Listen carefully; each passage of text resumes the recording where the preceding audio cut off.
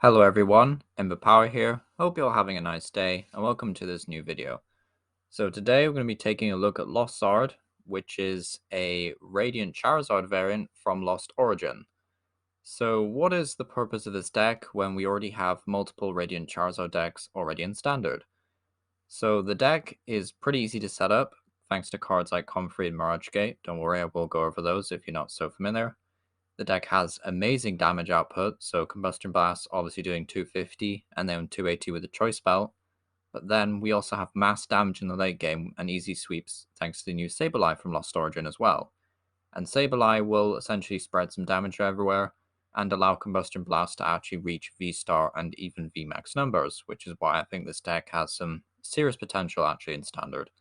So another big bonus of this deck is that we have other one prize options such as Cramorant.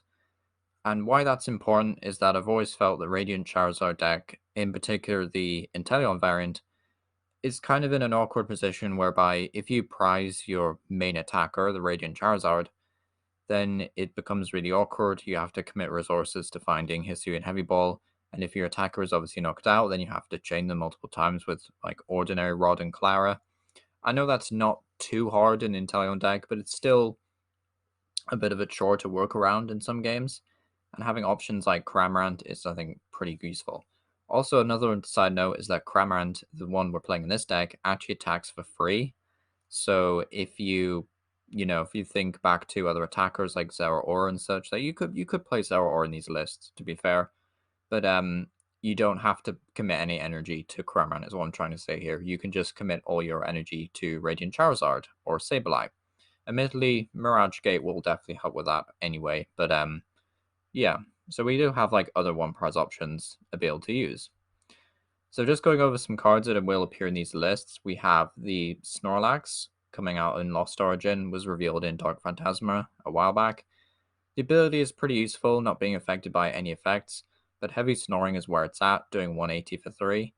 So this Pokemon is now asleep during a Pokemon checkup, flip 2 coins, a little bit annoying I should say. But why Snorlax is still really good is that it's 3 energy for 180. That's what we're interested in here. And of course, with Sableye, with Charizard already doing like massive damage, and we can obviously play multiple Snorlax, and with multiple Mirage Gate, we can do massive damage output, like just back to back, basically. So that's why Snorlax is in here. There's also a Comfrey that says once in your turn, if this Pokemon is in the active spot, you may look at the top 2 cards of your deck, put one of them into your hand, and then put the other card into the Lost Zone.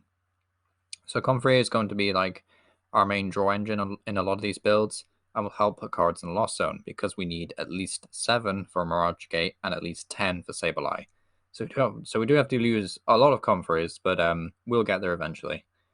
So Mirage Gate, what does Mirage Gate do? Doesn't feature in every single list here, but it is a pretty good card and definitely features in the Snorlax variant. And it says you can only play it if you have 7 or more cards in Lost Zone. But if you can, it says search your deck for 2 basic energy of different types. Coincidentally, we are playing both Psychic for Sableye and Fire for Radiant Zard. And then attach them to your Pokemon in any way you like. And then the Sableye, of course, is a massive piece of this deck. For single Psychic energy, you can only use it if it has 10 or more cards in the Lost Zone. But put 12 damage counters on your opponent's Pokemon in any way you like. So this is damage counters, not strictly damage. You're not spreading 120 damage in any way you like, which is really important because it means it will cut through Manaphy. I don't think it cuts through the Amazing Power Soul. I'd have to check the ruling on that. But definitely doesn't cut through Manaphy, sorry. So yeah, pretty devastating, and obviously just 3 damage counters on something plus the Radiant Charizard's 250 is enough to just knock them out.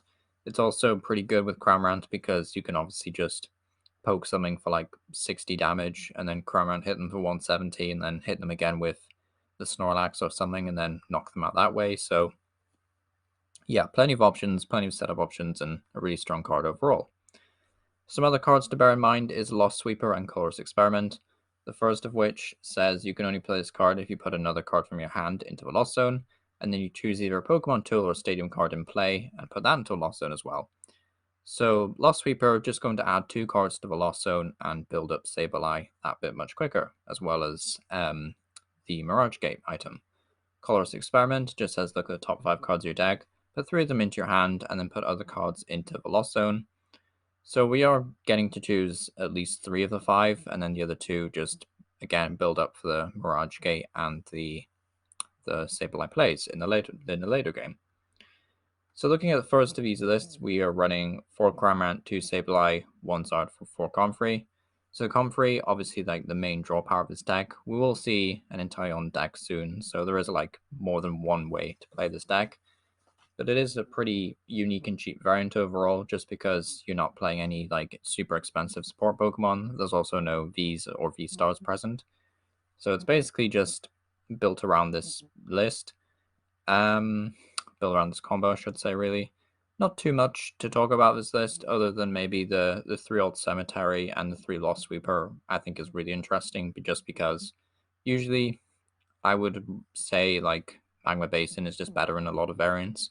But this deck is also playing a low count of Pharange, so that's probably why they're not playing Basin.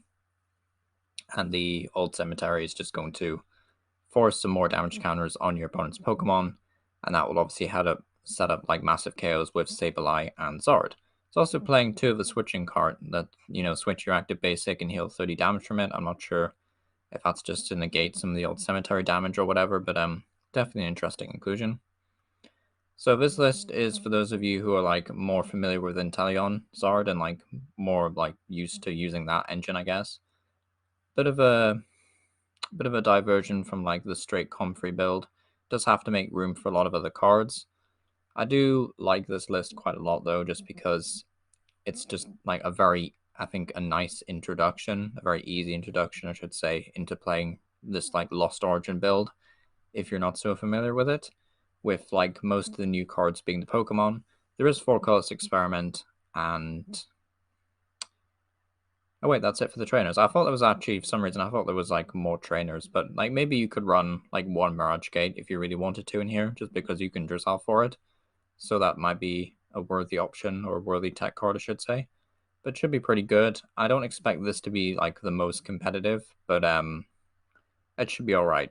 If I was to change one thing about this list, well, 2 things technically, I would cut out the Moltres, the one that attacks for single Pharange. I would cut out that and then the single Water Energy, and I would just swap them out for Zeraora and the Lightning, just so you have a pivot, and it also means you have a nice option against Palkia. But that's probably the only thing I would change.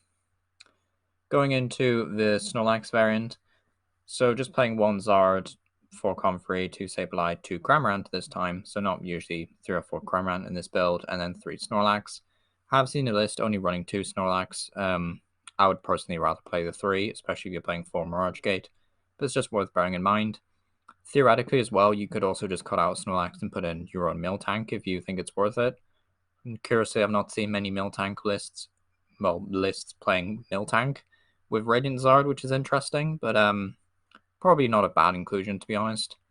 Nothing else particularly out of the box with this list. I do like the consistency. 4 Colorus, 3 Marnie, and then just the 3 Bosses Orders, 3 Escape Rope, 4 Scoop Up Net, 2 Air Balloon. So definitely enough options to move around out of the active spot, because we want to get as much Comfrey off as possible. And then, of course, Cramorant doesn't need energy to attack with, and therefore can't pay it to retreat. So just some quick shoutouts I want to get out of the way. Talonite X is the whole reason why these videos are possible. Basically, I wouldn't be doing most of these if I didn't have English proxies. So Talonite X on the far right, massive thank you. Basically, whenever a new set drops, he quickly translates the majority of the new cards revealed into English, and it's like a massive help. So huge shout out.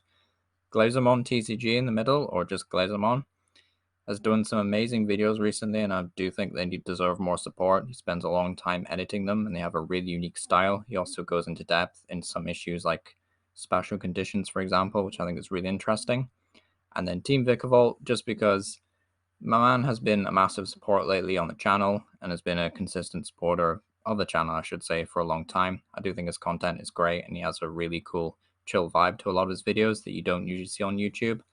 As well as this, he's also done a couple of Giratina V-Star deck lists recently. If you go check them out, they're really cool. And I do believe that, he just does really good content. All 3 of these guys honestly do amazing content on YouTube, and I would, much appreciate if you would check them out, and I'm sure they would too. So thank you all for watching. Let me know what you think down below, which is your favorite list, and